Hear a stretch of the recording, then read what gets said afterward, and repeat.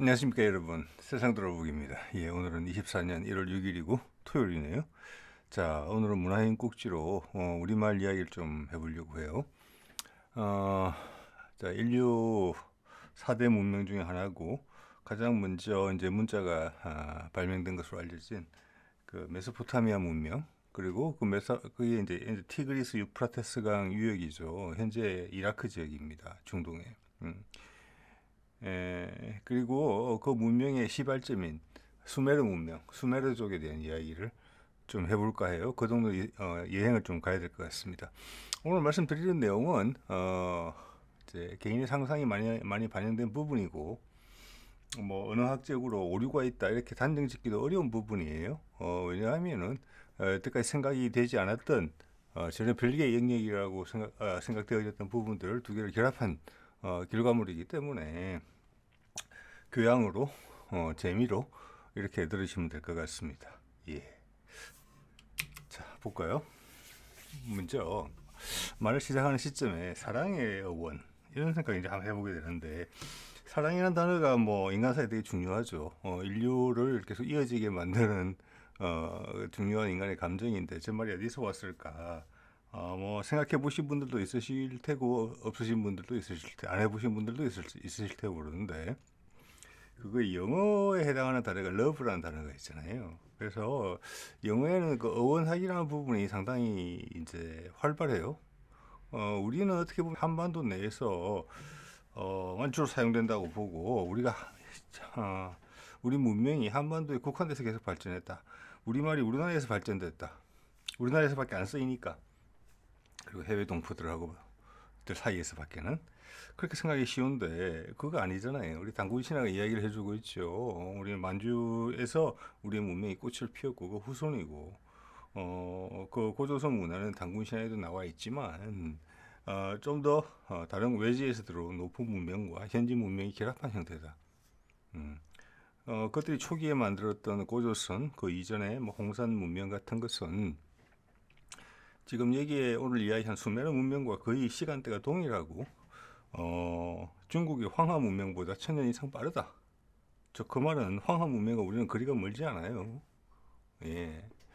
이 수메르 문명도 보면 수메르 문명하고 인도 인더스 문명 이 교류한 흔적이 많이 보이거든요. 우리는 시기가 빨라요. 1000년 이상 황하 문명보다. 그럼 우리의 문명이 그렇게 전달됐다 이렇게 볼 수 있는 문명이에요. 그런데 우리의 말이 한반도에 국한돼 있다. 그 해외에서 다른 지역에서 언어들과 전혀 교류가 없었다? 그거 아니죠. 우리는 엄청나게 초기 문명을 이루겠던 사람들의 후손이에요. 그러면 거꾸로 이야기해서 그런 지금 이제 고고학적 정거나 이런 부분들은 전 세계 고고학에서 변방 지역에 위치해 있고, 또 뭐랄까 식민사관의 영향을 많이 받은 우리 역사학계는 감히 만주에서에 대한 역사, 중국의 승자의 역사로 기록한 그 기록들을 마저도 객관적으로 볼 수 있는 힘이 아직은 부족해요. 그러니까 뭐 전 세계를 스케일을 넓힌다는 것은 상당히 큰 시도가 없었다고 봐야죠. 자, 그와 마찬가지로 영어도 그들이 말이 어차피 지금 4대 문명에 이집트 문명, 메소포타미아 문명, 황하 문명, 인더스 문명 이렇게 되단 말이에요. 유럽의 문명은 현재 세계를 주도하는 백인들의 문명은 그 문명에 영향을 받은 거예요.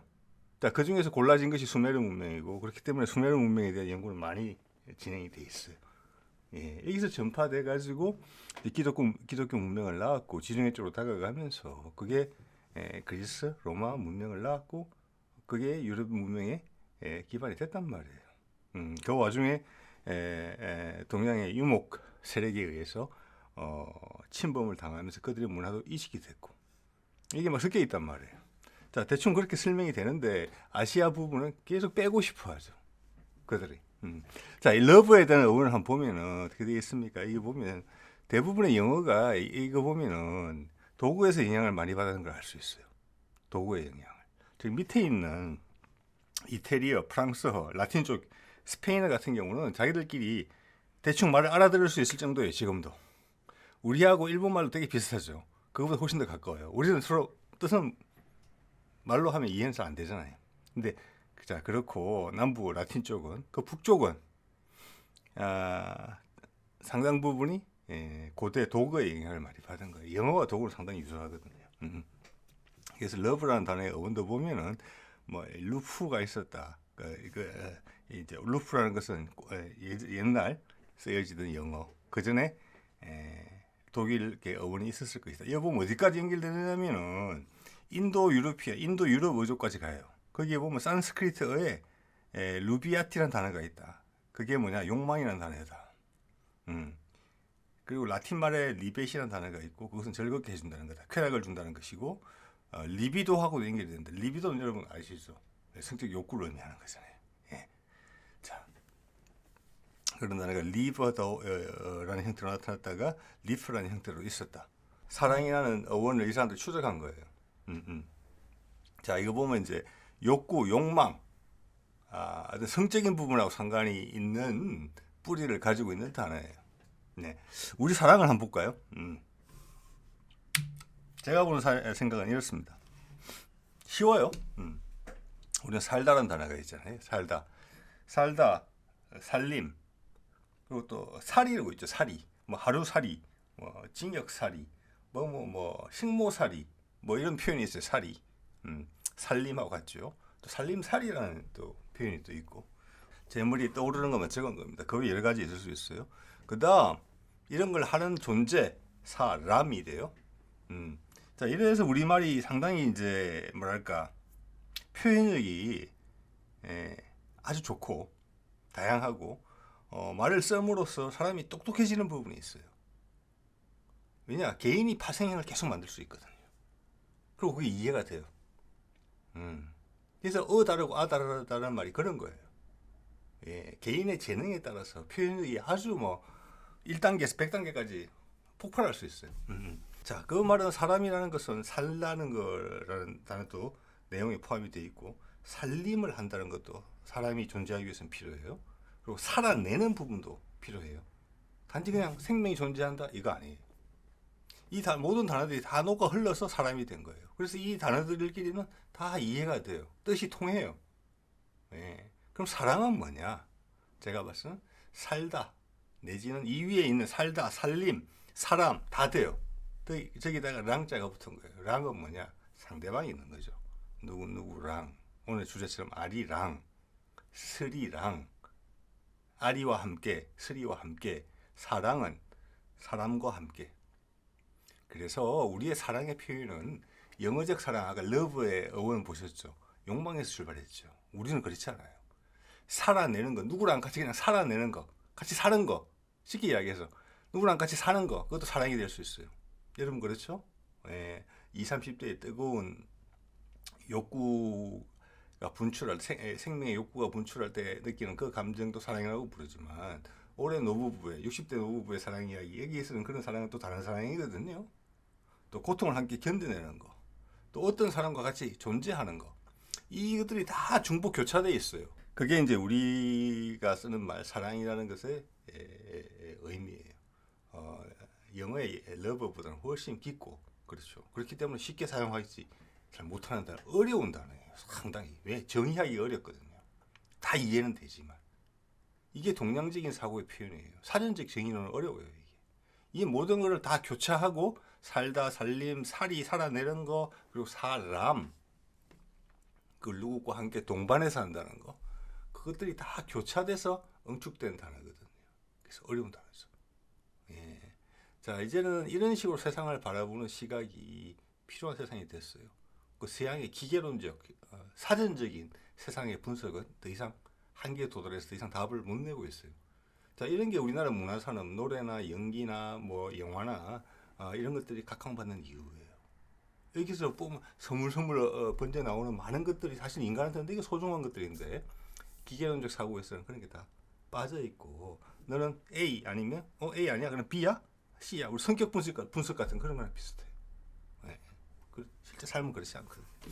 자, 그래서 아리랑 쓰리랑, 아리랑은 아리랑이라고 말씀을 드렸고, 아리랑 알라 할 때 아리랑 말씀을 드렸습니다. 자, 뭐 깊게 다루지는 않겠고요. 신이라는 뜻이죠. 그럼 쓰리랑은 뭐냐? 비중이 떨어지죠. 아리랑보다는. 제목이 쓰리랑이 아니니까. 쓰리랑은 제가 설이랑, 설은 지도자일 것이다, 이런 말씀을 드린 바가 있어요. 왜 그런 말씀을 들었느냐? 지난번에 썼던 거 가져온 겁니다. 닭벼슬에 해서 벼슬이 제 부분이에요. 벼슬은 벼 더하기 설이다. 빛나는 설이다. 제가 이렇게 해석을 했어요. 설은 뭐냐? 설계골 보시죠. 이 설계골인데 이 한자는 아무 의미가 없습니다. 이 한국말입니다. 이 한자가 뒤에 붙은 거예요. 불필요하게. 이 설자는 이 모자 모양으로 생겼어요. 이게. 예, 그래서 그래. 이게 설계, 썩게라는 표현이 있죠. 썩게죠. 쓰는 거. 모자를 우리 순 우리말로 하면 썩게가 될 거예요. 썩게란 말 지금도 썩게 써요. 그래서 모자 모양의 뼈라는 뜻이에요. 그래서 설은 모자라는 뜻이에요. 그래서 닭벼슬을 보면 저게 빛나는 설이다. 근데 과거에는 관모를 함부로 쓰는 게 아니다. 우리 조선시대에도 관을 쓰는 기준이 엄했습니다. 그죠? 머리에 상투를 틀고 뭐 이렇게 하는 것도 관을 쓰기 편하게 하기 위해서 그랬던 거죠. 옛날에는 관이 되게 중요했다. 지도자만이 쓸 수 있는 것이었다. 거기다가 빛나는 별이면은 상당한 거다. 그래서 그게 벼슬이 됐다. 지금은 그 의미가 많이 퇴색해서 쓰이지만 과거에는 되게 신성하고 우리를 이끄는 지혜로운 사람이라는 뜻으로 쓰였겠다. 벼슬이란 단어가, 설자란 단어가. 그래서 저게 설기란 단어하고 상관이 있겠다. 설기, 지혜롭다, 슬기롭다, 지혜롭다. 지혜롭다는 지적인 의미를 주지만 설기는 뭐냐면 되게 뭐라고 할까, 유연한 느낌을 줘요. 임기응변에 뛰어난다. 그래서 지도자가 한테 필요한 것은 지혜도 좋은 말이지만 지혜보다는 슬기로운 게 더 낫다. 이런 느낌도 전해주거든요. 자, 그래서 이런 말씀을 드린 바가 있는데 여기에 대해서 우연히 제가 수메르 문명을 보다가 관련된 것을 아이디어를 좀 얻었다. 우연의 일치일 수도 있습니다. 자, 뭐 오늘 여러 가지 생각이 났는데 이걸 보니까 환단고기, 이거 저도 집에 책이 하나 있거든요. 이게 뭐 한자로 이제 환단고기인데 고기는 한자가 맞죠. 오래된 기록이죠.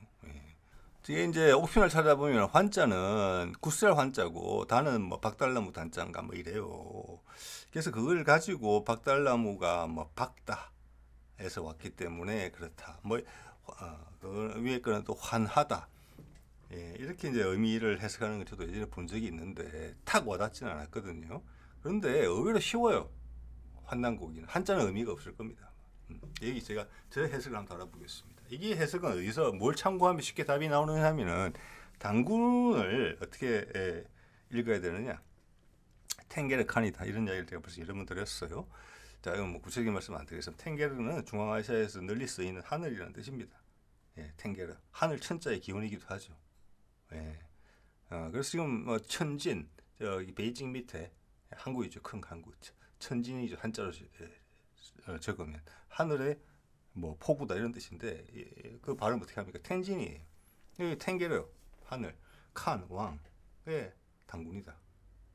여기서 자, 이게 동의를 하신다면은 환단은 쉬워요. 저 단은 탱게르에서 왔다고 보면 되거든요. 환은 뭐냐? 뭐 이미 여러분들이 의견을 냈잖아요. 환하다에서 온 거예요. 환하다. 저 환단은 뭐냐? 환한 하늘이에요.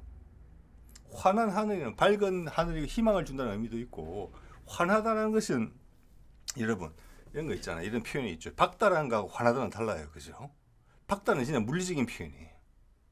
근데 환하다는 되게 인간적인 표현이거든요. 어떤 의미냐 하면은 그 부분은 내가 훤해. 그 사람이 거기는 훤하지. 내가 잘 알고 있다는 거죠. 구체적으로 구석구석까지. 자, 깨우쳤다. 자신감 이런 게 좀 묻어나는 표현이고 환하다는 표현은. 그래서 환한 하늘이라는 것은 그런 거와 관련된 느낌일 것이다. 우리한테 그냥 미래에 되게 밝은 느낌을 주는 거고 태양이잖아요. 환한 하늘이면. 자, 그렇게 해석할 수도 있겠고 그거는 여러분 각자의 몫으로 남겨드릴게요. 시간 제약이 있으니까. 그러면 그 다음 환인, 환웅 이런 게 다 설명이 돼요. 다 깨우친 사람, 환한 사람들이에요. 뭔가 깨우친 사람들이에요. 밝은 사람들이에요. 그래서 우리 모든 종교에 보면은 종교의 주요 인물 뒤에는 항상 빛이 광채가 나잖아요. 그거예요. 자, 거기에서 받는 어떤 느낌 그런 것이 우리 환단에 들어있고 환인, 환웅에 들어있고 또 그런 고조선이라는 나라를 만들어서 우리가 수도로 삼은 나라가 서울로 삼은 곳이 아사달이잖아요. 아사는 아침이라는 뜻이기도 하고 해라는 뜻이기도 해요. 달은 뭡니까? 땅이란 뜻이에요. 그냥 해를 머금은 곳이에요. 해가 떠오르는 곳이기도 하고 머금은 곳일 수도 있어요. 밝은 곳이죠. 그러니까 다 일맥상통한다. 자, 이렇게 말씀드릴 수 있겠고, 자, 수메르 가볼게요. 예전에 잠깐 말씀드렸는데 이번에 구체적으로 좀 찾아봤습니다. 이게 수메르가 이게 저희가 도움을 받을 수 있는 게 수메르에는 그 쐐기 문자라고 세계 최초의 문자를 썼어요. 그래서 그게 많이 해석이 되어 있습니다. 그래서 우리가 우리말과의 유사성도 찾아볼 수 있게 된 것 같습니다. 더 찾으면 더 나오지 않을까 싶어요. 저는 뭐 몇 가지 위키피디아에 나와 있는 수메르에 관련된 몇 장의 자료 정도를 읽었을 따름입니다. 자, 이 보면은 왼쪽에 표식이 있죠. 우리 보면 이렇게 뭐라고 할까, 방위표 같은 건데, 자, 일부는 끝에 삼각형이 달려 있고 뭐 그런 식으로 돼 있는데, 뭐 어떻게 보면 비녀 같은 그런 느낌을 주기도 하죠. 저게 뭐냐면은 그 사람들의 발음이 수메르인들이 딩기르라고 불렀다는 거예요. 딩기르. 그 뜻이 뭐냐? 신이에요, 신. 자, 수메르 문명에 보면은 뒤에 보면 여러 가지 신들이 나와요. 수십 개 정도 되는 것 같아요. 그들의 신들의 이름이 있어요. 다 이렇게 이름이 있는데 그들은 모두 딩기르예요. 딩기러 뭐, 딩기러 뭐 이렇게 쓰는 거예요.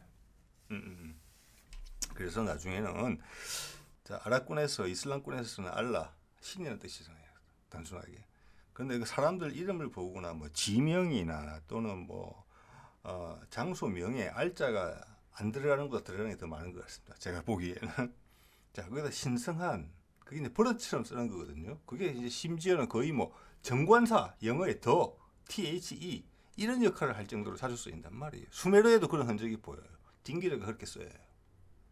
예. 좀 이따 나올 슬기 왕이었거든요. 왕 이름이었거든요. 슬기가. 슬기에도 앞에 에이 딩기르 슬기예요. 딩기르 슬기. 자, 그런데 이것이 발음이 너무나 탱게르랑 비슷하다는 거죠. 예. 모든 신의 원류는 하늘신입니다. 내지는 태양신이거든요. 자, 그러면 수메르 문명이 어디서 왔느냐? 얘기가 있어요. 왜? 탱게르라는 단어는 중앙아시아에서 주로 쓰는 표현이거든요. 쭉 걸쳐서 터키에서부터 저 동부가 우리나라까지 쓰는 단어 표현이란 말이에요. 거기서 주로 쓰는 단어에 지명에도 많이 남아 있고, 예. 천신사상 할 때 탱게리즘이잖아요.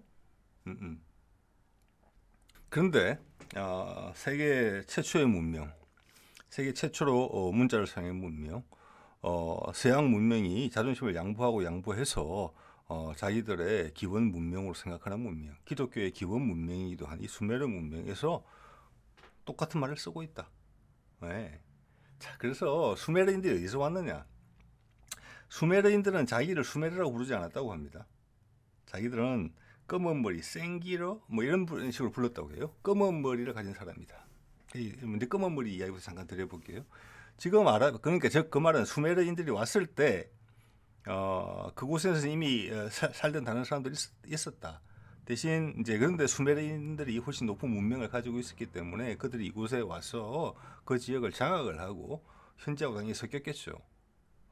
우리 당군의 무리와 우리 그 지역에 살던 무리, 토착 무리가 섞여서 우리 민족의 정체성을 만든 것처럼, 예, 여기도 그런 일이 발생했다는 겁니다. 즉 수메르족은 멀리서 왔다. 그게 우리 환단고기에서 수미디라고 표현되는 거잖아요. 거기에 대한 끈을 우리가 가지고 있는 거죠. 거기에 대해서 서구 문명은, 서구의 고고학자들은 전혀 모르는 내용이에요. 평생을 바쳐서 노력을 기울이고도 그 연결고리를 찾지 못하고, 또는 찾더라도 말을 안 하고 있을지도 모른다고 생각이 들어요.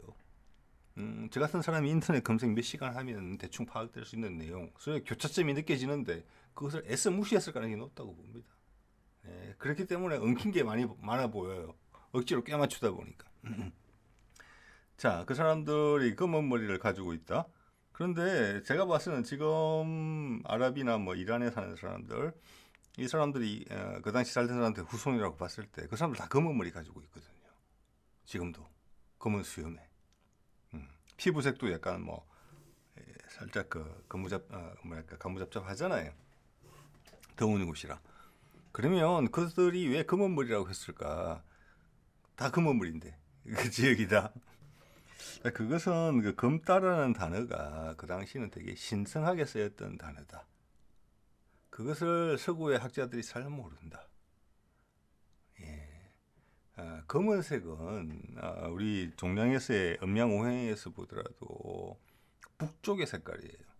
북쪽의 색깔이고 물의 색깔이죠. 수 기운은 물의 색깔이에요. 모든 걸 녹여내면서 물 다음에 뭐가 옵니까? 물은 겨울의 색깔이죠. 봄이 오게 되면은 초록색이 나와요. 녹색이. 목의 기운이죠. 나무 목자 목 기운. 자, 그래서 1년 동안 장사한 것을 웅근히 녹여냈다가 겉으로 드러내지는 않지만 새로운 생명을 만드는 힘을 저장하는 곳이에요. 북쪽의 색깔이고, 우리 저승사자들이 전부 다 검은색 옷 입잖아요. 그래서 검은색은 신성한 색깔이고 함부로 입지 못하는 색깔이에요. 그래서 우리나라에도 남아있는 말 가라, 가야, 이게 다 카라에서 온 말이란 말이에요. 그죠?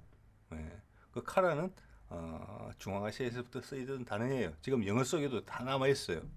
그렇지만 서양의 학자들은 이해를 못하죠. 우리는 이해할 수 있어요. 검다. 또는 우리는 곰이라는 단어도 남아있죠. 예. 자, 그것도 검다도 거기서 온 거죠. 가마솥, 검은솥. 네. 이런 겁니다.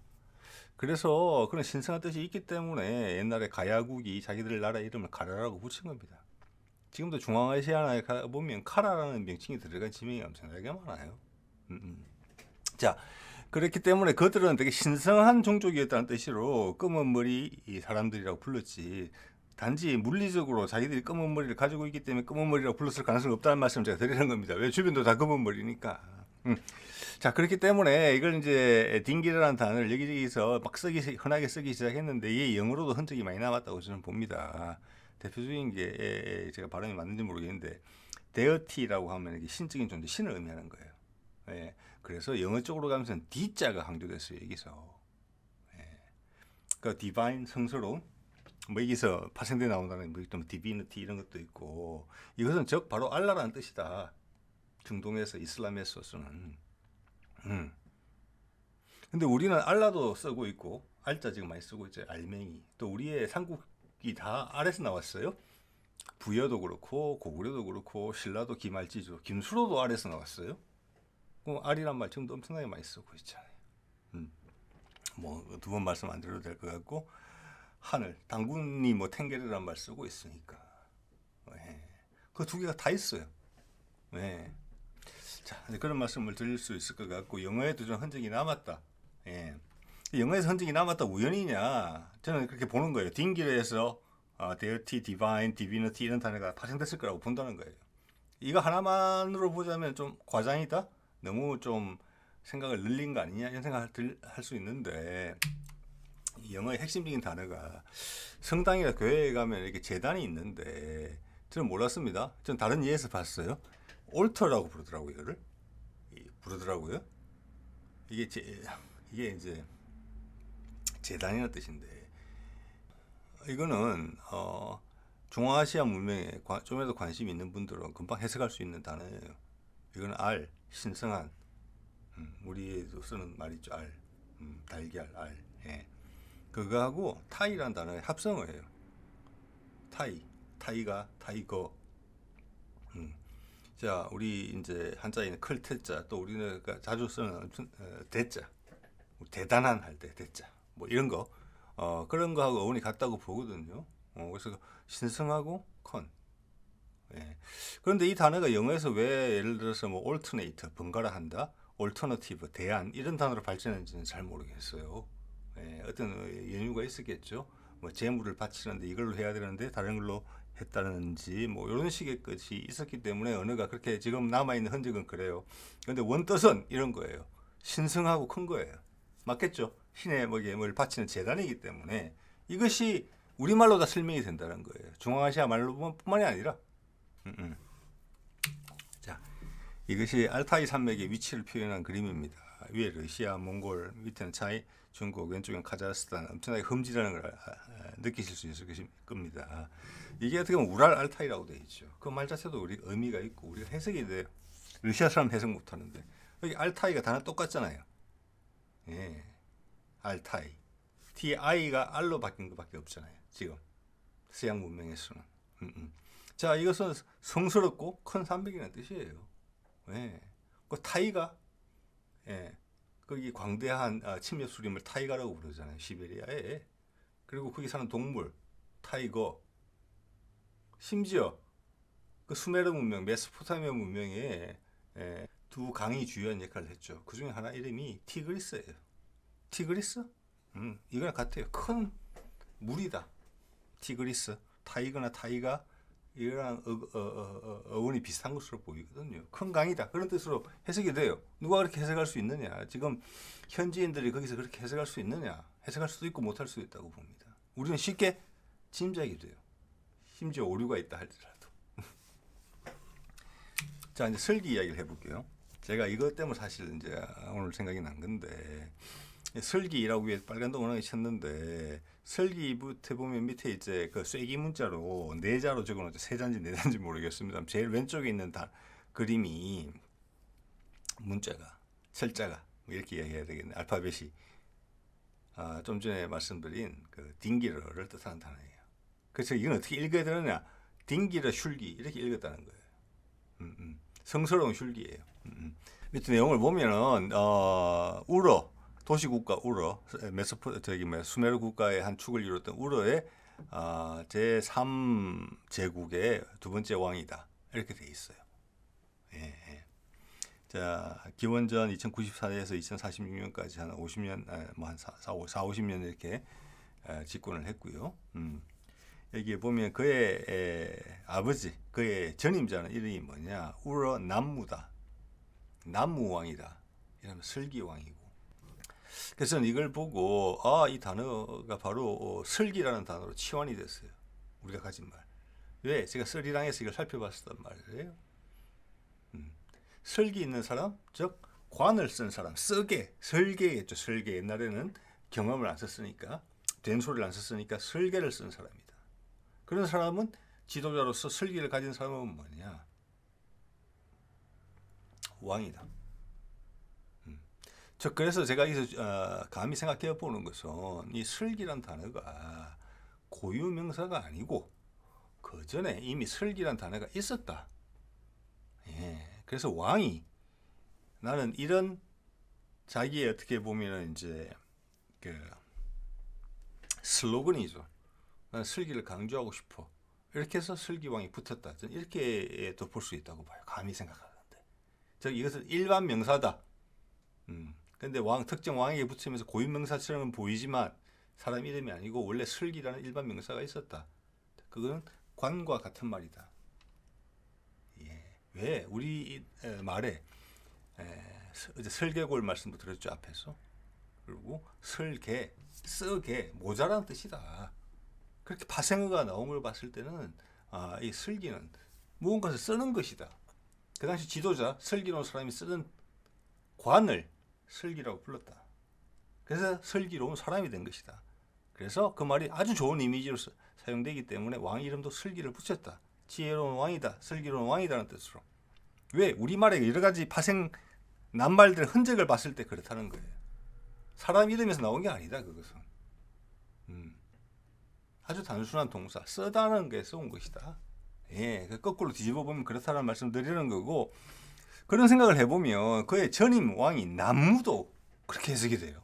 남무도 심지어는.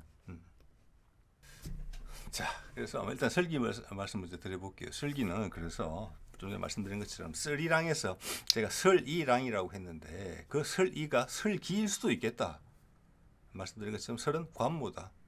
예, 관모고 우리 닭벼슬에서 보시다시피 설자가 기본이고 그게 벼가 들어갔다는 것은 볕이 난다 할 때, 볕이 들어왔다 할 때 번쩍번쩍 한다는 겁니다.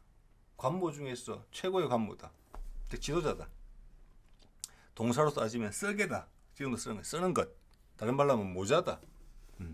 그래서 쓰리랑이라는 것은 설기랑이다. 제가 그런 표현을 썼습니다. 그래서 아리랑보다는 설이랑이 한 수 밀린다. 왜? 아리랑은 신이기 때문에. 설이랑은 우리 지도자고 반드시 필요한 존재죠. 그렇지만 신보다 앞설 수는 없죠. 아리랑, 쓰리랑, 아라리가 낫네. 예. 자, 좋은 신의 어떤 품 속에서 좋은 지도자를 만나서 지금 이상향이 펼쳐졌네, 이 땅에. 이렇게 후렴이 해석이 된다고 말씀을 드린 바가 있습니다. 자, 그런 관점에서 나무를 한번 시도를 해보게 돼요. 말씀드렸죠. 이거는 뭐 교양이나 재미로 생각하시면 될 것이라고. 저는 감히 한번 생각을 해봤습니다. 나무왕이다. 그러면 이거는 설기왕처럼 같이 당시 모든 수메르인들이 알고 있는 단어 중에서 좋은 단어겠죠, 당연히. 좋은 느낌을 가진 단어인데 자신의 어떤 슬로건에 맞는 자신의 통치 이념에 잘 부합한다고 생각되는 또는 수메르의 당시 시대상이 이런 것을 원하는 경제난이 있어서 정치적 목적으로 정치적 슬로건으로 이 단어를 선택했을 수도 있다 이렇게 본다는 것입니다. 나무는 뭐냐? 저는 풍요가 아닌가 이런 생각이 들어요. 자, 이 부분은 이제 상장의 나래를 최대한 펼쳐보는 그런 부분이 있다는 것을 참 염두에 두셔야 돼요. 자, 우리 나무라는 단어가 있는데 여러분 나무의 어원 한자라고는 생각 안 하실 겁니다. 나무의 어원이 뭘까? 한자의 나무 목자를 보면은 그냥 그 나무의 모양을 본따서 지은 글자예요, 그죠? 근데 우리말의 나무는 그게 아닌 것 같아요. 자, 왜냐? 여러분 이런 말 옛날 할머니들이나 할아버지하고 어릴 때 대화를 나눠보셨던 분들은 기억나실 거예요. 일부 지역에 가면은 나무를 남구, 남개 이렇게 말하는 경우가 있어요. 요즘은 그런 사람 없는데 예전에 있었습니다. 그죠? 자, 개자가 붙은 단어는 뭡니까? 뭐뭐 하는 앞에 동사 아까 썩개론 같아요. 썩개 아까 설기 말씀 드렸을 때 설기 자체가 설계에서 왔을 수도 있다는 말씀을 드린 셈이잖아요. 쓰는 거 모자 즉 이거는 쓰다라는 동사와 개라는 도구를 뜻하는 뒤에 뭐라고 할까 전미사라고 해야 될까요? 그게 두 개 붙어서 된 거잖아요. 그러면 남개라는 것은 우리가 나무란 말을 쓰기 전에 앞에 단어는 남 미음자가 있는 받침이 들어가는 동사가 있었다. 니은의 어근을 가진 그리고 뒤에는 도구를 뜻하는 개자가 붙었다. 그게 현재에서 나무로 낙착이 돼서 우리가 사용하고 있다. 이렇게 역추적이 돼요. 그러면 나 밑에 미음이 붙은 동사가 뭐가 있을까? 그래서 감히 제가 상상의 나래를 활짝 펼쳐본 겁니다. 남기다. 남다. 이 단어라고 생각합니다. 남는 거. 남기다. 남기는 것이에요. 나무는. 즉 그것은 풍요를 상징한다고 봅니다. 즉 우리가 먼 조상들이 나무에서 많은 혜택을 봤다는 거죠. 그게 꼭 유실수가 아니더라도 그때 채집 생활을 할 때, 채집과 사냥 생활을 할 때 우리가 나무를 많이 가까이 했다는 거죠. 그런 면에서. 그래서 남기는 것, 우리가 관심을 가지고 지켜보고 신경을 써주면 우리한테 많은 것을 남겨주는 것. 그래서 남계란 말이 가운데 사용되지 않았느냐. 물론 다른 생각이 있을 수 있습니다. 그런데 이 구조 자체를 부인하기는 좀 어렵다. 남 더하기 개다. 그 다음 어떤 동사의 선택인지는 각자에 따라 각자가 상상의 영역이다. 저는 그게 남기다라고 봤다. 제 입장에서. 자, 그 정도면 풍요의 상징이다. 풍요로 해석이 됐을 수도 있다. 나무라는 것이. 자, 그래 되면 왕이 그 이름을 차용할 만하다. 이런 말씀을 제가 드린 거고요. 그 다음 여기 나오는 게 보면 우르라는 게 이제 도시 국가 이름인데 우르가 있고 우리 알타이 산맥도 보면 우랄 산맥이 있고 알타이 산맥이 있어요. 알타이 산맥은 해석이 돼요. 저는 그게 러시아 사람들이 지은 이름이라고 생각 안 합니다. 현대의 러시아를 쓰는 사람이 과거에도 그 당시에도 그 지역에 존재해서 우랄 산맥이라고 붙였다고 생각 안 합니다. 옛날 우랄 산맥은 뭐냐? 러시아는 과거에 자기들 유럽의 나라로 봤을 때 우랄 산맥의 동쪽은 미개척지였어요. 즉 유럽의 끝이 우랄이었어요.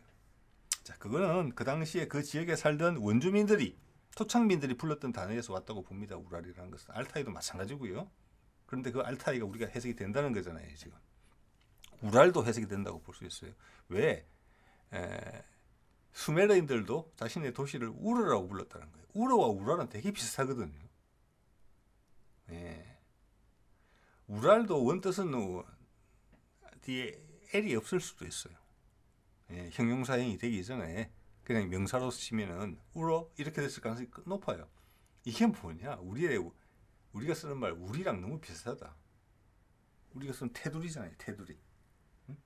그 안에 있는 걸 우리는 우리의 뭐랄까 공동의 이해를 가진 어떤 그룹으로서 인정을 하는 거죠. 우리 가족. 우리나라, 우리 민족, 우리 한반도 이렇게 이야기하는 거잖아요. 예, 한번 생각해 보세요. 그래서 이런 것도 설명이 된다. 과연 서양의 학자들이 이런 걸 설명할 수 있을까? 그냥 왠지 모르겠는데 우로야. 왠지 모르겠는데 우랄 산맥이야. 왠지 모르겠는데 알타이 산맥이야. 더 이상의 시도는 없다고 봐야 되는 거죠. 자, 그래서 오늘 드린 말씀을 한번 정리를 해보면 아리랑을 바탕으로, 아리랑은 어떻게 보면 우리에 대한 노래잖아요. 우리가 우리임을 느끼게 해주는, 우리의 정체성을 확인하게 해주는 노래고, 또 우리가 약해졌을 때 우리를 북돋우는 노래예요. 네. 근데 오늘 말씀드린 내용을 보면은 이 아리랑에는 우리가 옛날에 아리랑을 부르면서 이 땅으로 자리를 잡았을 때 그 과정에서 여러 민족들이 섞이고 또 어떤 것은 수용하고 거기에 반발하는 사람들은 뛰쳐나가고 그러면서 정리가 됐을 거잖아요. 그죠? 당연히 단일 민족으로 그렇게 되진 않았겠죠. 예, 예. 그것에 틀이 다 여기 들어있어요. 보면. 자, 볼게요. 아리랑 이야기해 주는 게 아리랑, 알이 나오죠. 신고한 게. 예. 그 다음 쓰리랑 지혜를 가진 슬기로운 지도자가 있는 거잖아요. 자, 그 다음 백성들이 있는 거죠. 그게 우리 정체성의 구도였어요. 그죠? 그것을 우리는 우리라고 불렀다는 것입니다. 그 단어의 흔적이 여기저기서 보인다. 그죠? 그리고 우리말로 그것을 다 해석할 수 있다. 수십 년을 이 언어를 해석하기 위해서 고생한 서양학자들이 감히 해석하지 못하는 것을 우리 한국 사람들이라면 10분, 20분만 투자하면은 다 꿰내고 설명할 수 있다. 우리랑 비슷한 건데 느낌도 비슷하네. 즉, 그 우랄 산맥은 그 산맥을 어떤 외부의 것을 막아주고 우리의 정체성을 지키는 어떤 경계선으로 봤다는 의미가 있는 거죠. 예. 그래서 우랄 알타이 어족이라고 하는데 그 표현이 상당히 괜찮아요. 우랄 산맥이고 알타이 산맥이긴 한데 예. 자, 이해가 다 되죠. 그 다음 수메르인들이 그쪽에 가서 그들의 문화와 지역민과 융화되면서 그들의 도시국가를 건설했는데 그걸 우리라고 불렀다. 뭐 그런 이야기입니다. 자, 오늘 이 정도 말씀드리겠습니다. 네.